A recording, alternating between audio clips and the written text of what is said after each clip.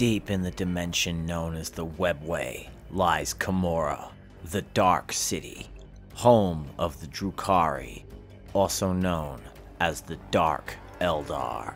Life in the multi-solar system-sized city is a constant and brutal competition between perpetually warring cabals and factions.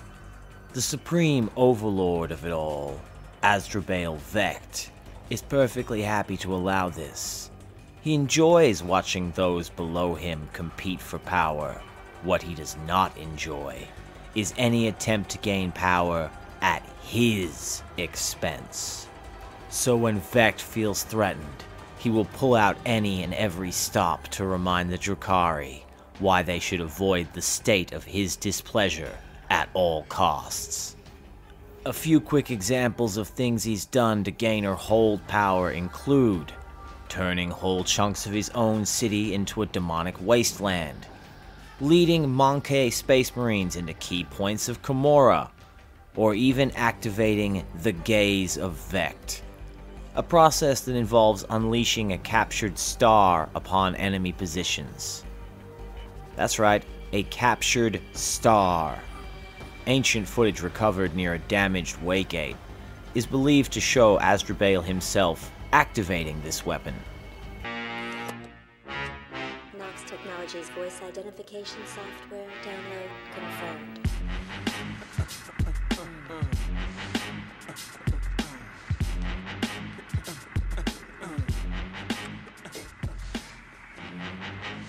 Red Star Satellite Network uplink confirmed. Throw your hands in the sky. Weezers in the back sipping yak. However, this video is the biggest dick moves in 40k history, and I feel a dick move needs a slightly more personal touch. So, in the case of the rebellious Archon, Illithian, who ruled the White Flame Cabal, Vect had something special in mind. Not only had the Lesser Archon caused Vect all sorts of frustration as he gathered allies and attempted a coup, he was of the noble families that had attempted to prevent Asdrubael's rise in the first place. So when Vect finally got his hands on the rebel, he did not want to simply kill the man. Thus, he engaged the services of the Homunculi.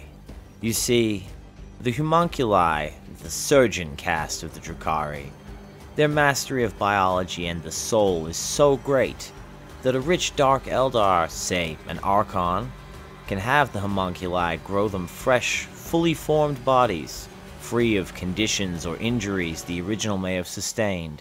The soul of the wealthy Dark Eldar is then transferred along with their consciousness into this new form.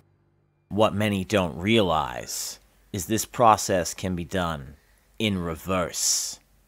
So naturally, Vect had Illithian removed from his own body and placed in the ruined form of one of his previous bodies.